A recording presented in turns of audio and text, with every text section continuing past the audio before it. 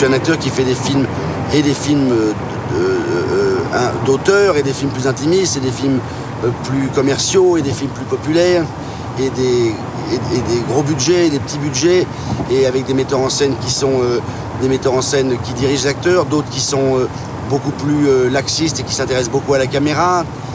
J'ai longtemps cru que j'étais plus intéressé par la quantité que par la qualité.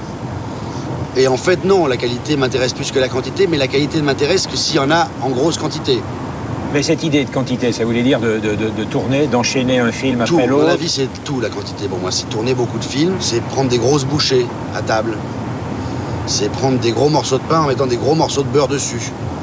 Pour avoir la bouche entièrement remplie par une grosse bouchée. Et en termes de cinéma, c'est pareil. C'est rentrer complètement rincé. Quand on me dit « mais attends, ça c'est ridicule, Vincent, ça sert à rien, t'as pas besoin de le faire aussi vite. De toute façon, je garderai que 2 secondes. » Non, si la prise dure 1 minute, c'est 1 minute à fond. Les choses qui se font facilement ne m'intéressent pas. J'aime payer le prix.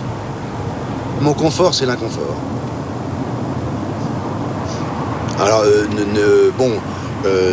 évidemment, vous connaissez les limites et des acteurs, et des hommes, et de moi. Si je dois prendre un coup de marteau sur les doigts, c'est pas mes doigts qui vont y être, hein, ça c'est sûr. Je vais pas jusqu'à... Non, je vais pas jusqu'à me mutiler et à me faire du mal, parce que là, ça m'intéresse plus. Parce que là, je veux pas me faire mal, moi, je veux me faire du bien. Le seul inconfort, qui ne devient pas mon confort, c'est de ne pas dominer le texte. Ça, non. C'est la seule chose qui rentre pas dans... Ça s'est produit dans certains cas où Bon, j'ai eu des moments dans ma vie où je savais pas mon texte exactement comme il fallait. Ça m'a... Et vraiment, le déclic, ça a été la crise où j'étais obligé par Colline d'apprendre le scénario par cœur en entier 2 mois avant de tourner.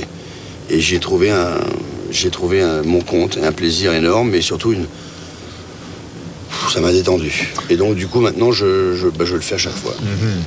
Voilà.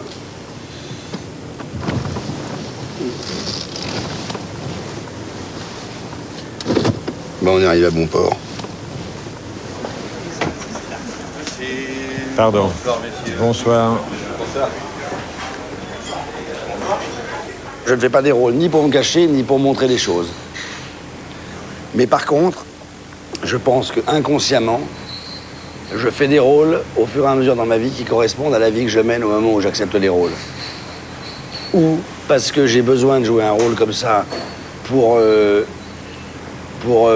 chasser les névroses que je ne m'imagine pas vraiment précisément, ou au contraire, je suis sûr, oui, moi je pense que mes rôles sont en... Ça serait amusant un jour de voir que par coïncidence, les films que j'ai faits tombent à des moments où ça correspond sûrement à des choses de ma vie. Mais moi, consciemment, je ne fais pas des films ni pour montrer, regardez ce que je vis, il faut que je le crie, que je le hurle, parce que j'ai besoin de me libérer, ni il faut que je me cache derrière tel rôle, parce que, non, mais inconsciemment, forcément, c'est impossible autrement.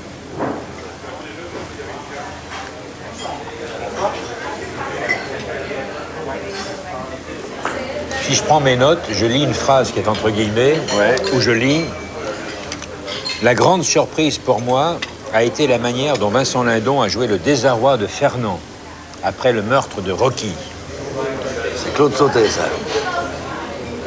Quel souvenir? En gardez-vous? Un souvenir épouvantable. Vraiment, ça a été un tournage très compliqué pour moi. Parce que je tournais avec un metteur en scène que j'adorais, dont je connais tous les films. J'ai vu 50 fois Vincent Fons appeler les autres, César et Rosalie, Max et les Ferrailleurs. Enfin bon, je connais très très bien Claude Sautet. Et tout d'un coup, j'avais l'impression que plus il voyait mon amour, mon admiration pour lui et mon côté content de travailler avec lui, plus il me torturait. Oui, c'est une rencontre que j'ai ratée. Je l'ai connue trop tôt. 10 ans après, oui, ce serait peut-être passé. Il se serait peut-être passé quelque chose. Oui, voilà. On peut pas réécrire mais si quelque chose s'était passé 10 ans après, ça se serait passé formidablement bien. Voilà. Je me dis, Lindon, il va aller loin. Ben, j'espère. Je me trompe peut-être, hein, Remarquez. J'espère pas. Je sais pas bien ce que ça veut dire aller loin, mais si aller loin, c'est-à-dire faire des films et devenir ce qu'on appelle entre guillemets un acteur incontournable, un acteur à qui on propose sans arrêt des choses et le haut du panier des belles choses, oui, j'espère que ça va m'arriver ou que ça va continuer à m'arriver si tant est que ça s'est déjà enclenché. Non, le truc, c'est que si on veut jouer vraiment sur les mots, je pense qu'il y a une différence entre être sûr de soi et avoir confiance en soi. Dans la finalité, j'ai confiance. Dans le déroulement des choses pour y arriver, ça n'est qu'une période de doute, d'incertitude et de non-confiance en soi. Mais je sais pas comment dire. En même temps, honnêtement, vous êtes très conscient aussi de ce que vous êtes. Très conscient, non. Enfin, très, c'est peut-être...